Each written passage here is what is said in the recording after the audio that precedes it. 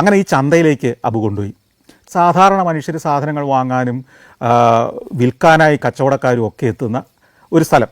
അതിനകത്തൂടെ നടക്കുമ്പം മാംസം വിൽക്കുന്ന ഭാഗവും പച്ചക്കറി വിൽക്കുന്ന ഭാഗവും മത്സ്യം വിൽക്കുന്ന ഭാഗവും എല്ലാം ഉണ്ട്. ഒരു സാധാരണ ആഫ്രിക്കൻ ചന്തയുടെ എല്ലാ രൂപഭാവങ്ങളും. ഈ ചന്തയിൽ നിന്ന് ഞാൻ പെട്ടെന്ന് തന്നെ പുറത്തിറങ്ങി. ഈ ചന്തയുടെ പേര് ദർജാനി മാർക്കറ്റ് എന്നാണ്. ദർജാനി മാർക്കറ്റിൽ നിന്ന് പെട്ടെന്ന് തന്നെ പുറത്തിറങ്ങിയിട്ട് ഞാൻ അബുവിനോട് പറഞ്ഞു, നമുക്ക് സ്ലേവ് ചേമ്പേഴ്സിലേക്ക് പോകാം. സ്ലേവ് ചേമ്പേഴ്സ്, അടിമകളുടെ സെല്ലാർ, അടിമകളെ പാർപ്പിച്ചിരുന്ന ചേമ്പറുകൾ. അബു പറഞ്ഞു ശരി, അങ്ങോട്ട് പോയേക്കാം. അങ്ങനെ വണ്ടി ഓടി കുറേ ദൂരം ഓടി ഒരു വലിയ പള്ളിയുടെ സമീപത്ത് കൊണ്ടുപോയി നിർത്തി. പള്ളിയുടെ വലിയൊരു ക്യാമ്പസാണ്. ഈ പള്ളിയുടെ മുറ്റം മനോഹരമായ മൈതാനം, അതിന് നടുക്ക് കുറച്ച് സ്മാരകങ്ങളൊക്കെ ഉണ്ട്. അതിൻ്റെ സൈഡിലൂടെ കുറച്ച് നടന്നു കഴിയുമ്പോൾ ഒരു കെട്ടിടത്തിനകത്തേക്ക് ചെല്ലുന്നു. ഈ കെട്ടിടം ഇന്ന് വൃത്തിയായിട്ട് പണിതിട്ടിരിക്കുന്ന നല്ലൊരു കെട്ടിടമാണ്.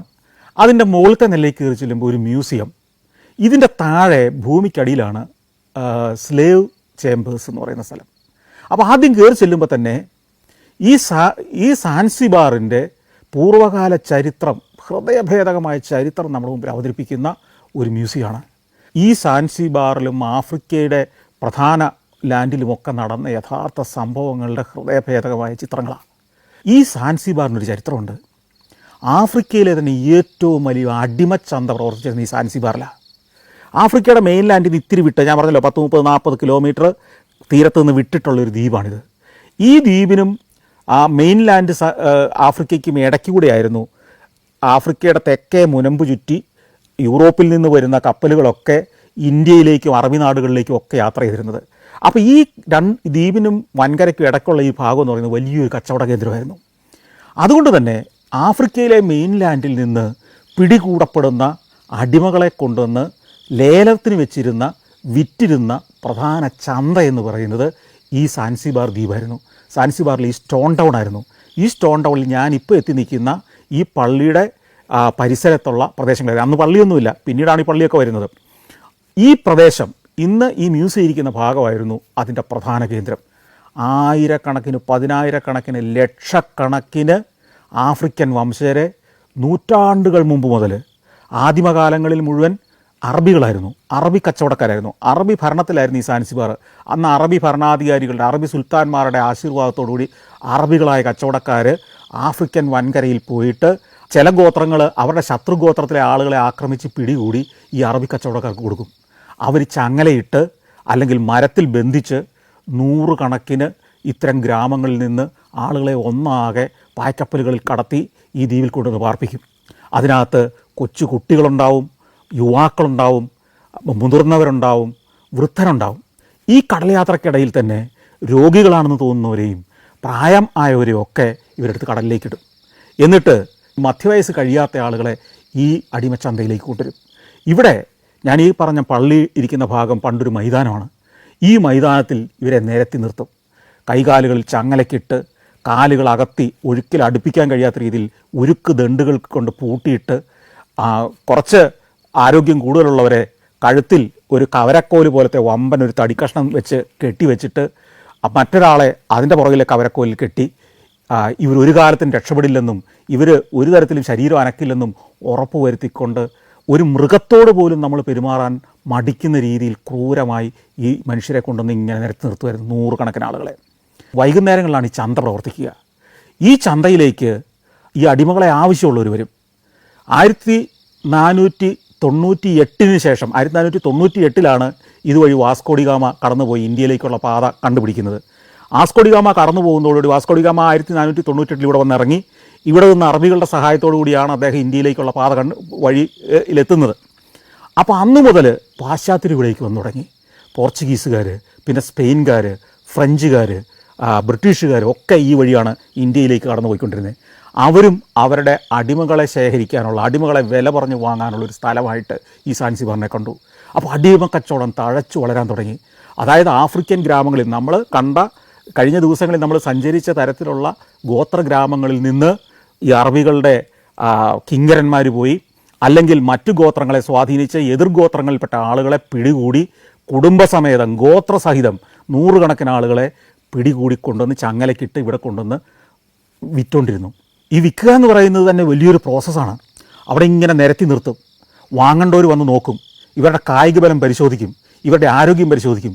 പല്ലുകൾ എണ്ണി നോക്കും, കണ്ണിൽ തുറന്നു നോക്കും, ആരോഗ്യം പരിശോധിക്കാൻ അന്നത്തെ ടെക്നിക്കുകളൊക്കെ പ്രയോഗിക്കും, ഓടിച്ചു നോക്കും, ഭാരം എടുപ്പിച്ച് നോക്കും. അന്ന് ഏറ്റവും ഡിമാൻഡ് ആർക്കാരെന്നറിയോ? കൊച്ചു പെൺകുട്ടികൾക്കും യുവതികൾക്കും ഒക്കെയായിരുന്നു. ഈ അറബികൾ ലൈംഗിക അടിമകളാക്കി ഇവരെ അറബി നാടുകളിലേക്ക് കൊണ്ടുപോയി. എന്നാൽ യുവാക്കൾ, ആൺകുട്ടികൾ യുവാക്കളെയും ഒക്കെ തോട്ടം തൊഴിലാളികളാക്കി യൂറോപ്യന്മാർ യൂറോപ്പിലേക്ക്, അമേരിക്കയിലെ പുതിയ നാടുകളിലേക്ക് ഒക്കെ കൊണ്ടുപോയി. മുതിർന്ന സ്ത്രീകളെ കൂടുതലും കൊണ്ടുപോയിരുന്നത് വീടുകളിലെ പണിക്കാരായിട്ടാണ്. അപ്പോൾ ഇങ്ങനെ ഒരു കുടുംബത്തിലെ അംഗങ്ങളെ തന്നെ പല രാഷ്ട്രങ്ങളിലേക്ക്, പല ഭൂഖണ്ഡങ്ങളിലേക്ക് വീതം വെച്ച് കൊണ്ടുപോയി. ഒരിക്കലും പിന്നെ കാണാത്ത മട്ടിൽ ആ കുടുംബങ്ങൾ പിരിഞ്ഞുപോയി. അതിക്രൂരമായ പീഡനങ്ങളോടെയാണ് അവരെ പിടികൂടിയെടുത്തതെന്ന് കപ്പൽ യാത്ര കഴിഞ്ഞ് ഈ ചന്ത വരെ എത്തിച്ചിരുന്നത്. ആഫ്രിക്കയുടെ വിജനതയിൽ, വന്യതയിൽ, അവരുടെ ഗോത്ര സംസ്കാരത്തിൽ, അവരുടെ ആഘോഷങ്ങളിൽ, ഇഷ്ടം പോലുള്ള ഭൂമിയിൽ ആടുമേച്ചും പശുമേച്ചും തേൻ കുടിച്ചും കിഴങ്ങ് കഴിച്ചും ഒക്കെ ജീവിച്ചിരുന്ന മനുഷ്യരെ അവൻ അടിമയാണ് എന്ന് ബോധം അവനിൽ വരുത്താൻ വേണ്ടി ക്രൂരമായി പീഡിപ്പിച്ചു. ഞാനാണ് ഉടയോൻ എന്ന് ധരിപ്പിക്കാൻ വേണ്ടി ഈ അടിമയുടെ ഉടമ അടിമയെ ക്രൂരമായി കെട്ടിയിട്ട് മർദ്ദിച്ചു, ചങ്ങലക്കിട്ട് മർദ്ദിച്ചു, അതിക്രൂരമായി പീഡിപ്പിച്ചു. സ്വാഭാവികമായിട്ട് നമുക്കറിയാം, ഈ ചെറുപ്പക്കാർ, കരുത്തന്മാരായ ആഫ്രിക്കൻ യുവാക്കളും കുട്ടികളുമൊക്കെ അതിനെ പ്രതിരോധിക്കാൻ ശ്രമിച്ചിട്ടുണ്ടാവണം. അവരുടെ ആരോഗ്യത്തിന് മുന്നിൽ ഇവരൊന്നുമല്ല, ഈ കച്ചവടക്കാരൊന്നുമല്ല.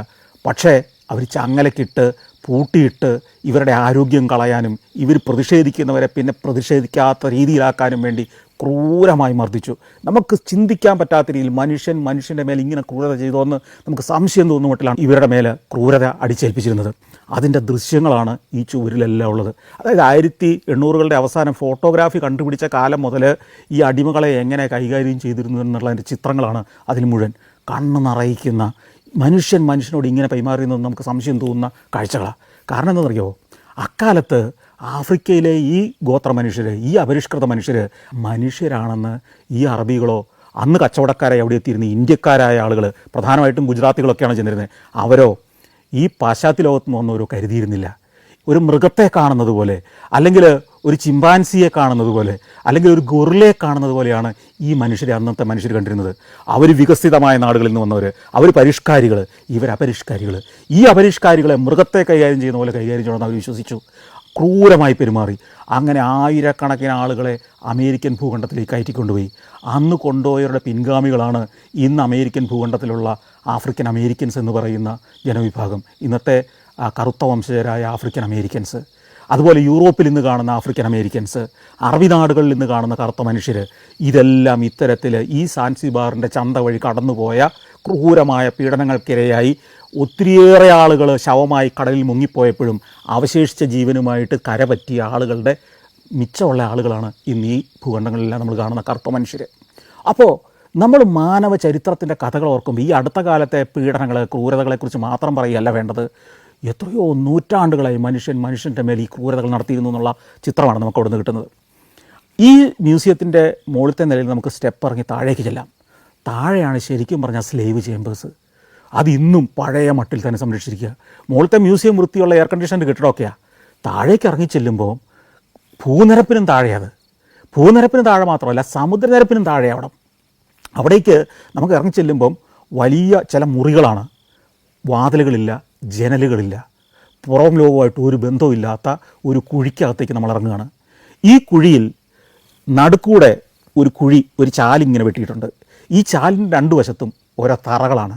ഈ തറയിൽ കുറ്റിയടിച്ച് അതിൽ മുഴുവൻ ചങ്ങലകൾ കിടക്കുന്ന കാണാം. അതായത് ഈ തറയുണ്ട്, രണ്ടു വശത്തുമുള്ള തറകളിലാണ് ഈ അടിമകളെ നിരത്തി കിടത്തിയിരുന്നത്. എന്നിട്ട് എല്ലാവരുടെയും കാലുകൾ ചങ്ങലക്കിട്ട് പൂട്ടും. ചങ്ങലയ്ക്ക് പൂട്ടി ഈ മുറിയിൽ നമുക്ക് സാധാരണഗതിയിൽ ഒരു 30 അടി നീളവും 30 അടി വീതിയുമുള്ള ഒരു മുറിക്കകത്ത് 100-ലേറെ ആളുകളെയാണ് തിക്കി പാർപ്പിച്ചിരുന്നത്. ഈ ചന്ത ദിവസം മാത്രം പുറത്തിറക്കും. ചന്തയുള്ളപ്പോൾ ഇവരെ വിറ്റുപോകുന്നവരെ കൊണ്ടുപോകും, വിൽക്കാത്തവരെ തിരിച്ചു കൊണ്ടുവന്ന് ഇതിൽ പൂട്ടിയിടും. ആഫ്രിക്കയുടെ മെയിൻലാൻഡിൽ നിന്ന് പായ്ക്കപ്പലിൽ ഇങ്ങോട്ട് കൊണ്ടിരുന്ന പുതിയ അടിമകളെ ഈ സെല്ലാറിനകത്തേക്ക്, ഈ ചേമ്പറിനകത്തേക്ക് കൊണ്ടുവന്ന് നിറയ്ക്കും. അല്പവസ്ത്രധാരികളായി ശ്വാസം മുട്ടിക്കുന്ന ഈ ദുർഗന്ധം നിറഞ്ഞ ഇതിനകത്ത്, പുറത്തുനിന്ന് വായു കടക്കാത്ത, വെളിച്ചം കിടക്കാത്ത ഇതിനകത്ത് ദിവസങ്ങളോളം, ചിലർ മാസങ്ങളോളം നരകയാതനയായിട്ട് കിടക്കും.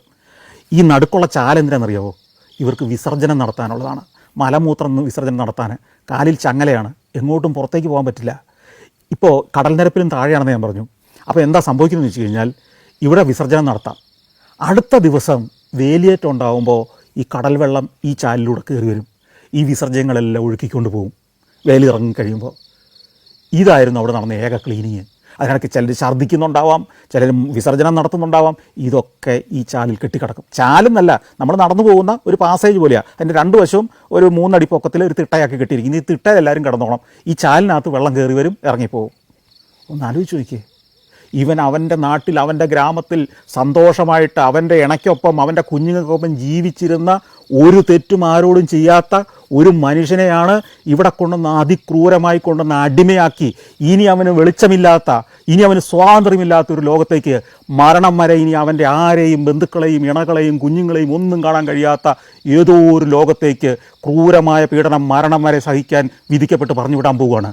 അതിൻ്റെ തുടക്കം മാത്രമാണ് ഈ സെല്ലാറിൽ, ഈ സെല്ലിനകത്ത്. പിറ്റേ ദിവസം ചിലരെ രക്ഷപ്പെടുത്തി കൊണ്ടുപോകും, ആരെങ്കിലും ഉടമകൾ കച്ചവടം നടത്തി കൊണ്ടുപോകും. പിന്നെ അവൻ്റെ ദുരിത ജീവിതമാണ് വീണ്ടും ആരംഭിക്കുകയാണ്. മറ്റൊരു പർവ്വം, മറ്റൊരു അധ്യായം. ചിലർ ഈ കടൽയാത്ര തീരുന്നതിന് മുമ്പ് മരണമടയും. മറ്റു ചിലർ മറ്റൊരു ഭൂഖണ്ഡത്തിൽ ബന്ധുക്കളെയും സുഹൃത്തുക്കളെയും കുഞ്ഞുങ്ങളെയും ഒക്കെ ഓർത്ത് പരിതപിച്ച് ദുരിത ജീവിതം അങ്ങ് കഴിഞ്ഞ് എവിടെയൊക്കെയോ വെച്ച് ജീവിതം അവസാനിച്ച്, ഈ ഭൂമിയിലെ ജീവിതം അവസാനിപ്പിച്ച് എവിടേക്കോ മടങ്ങും.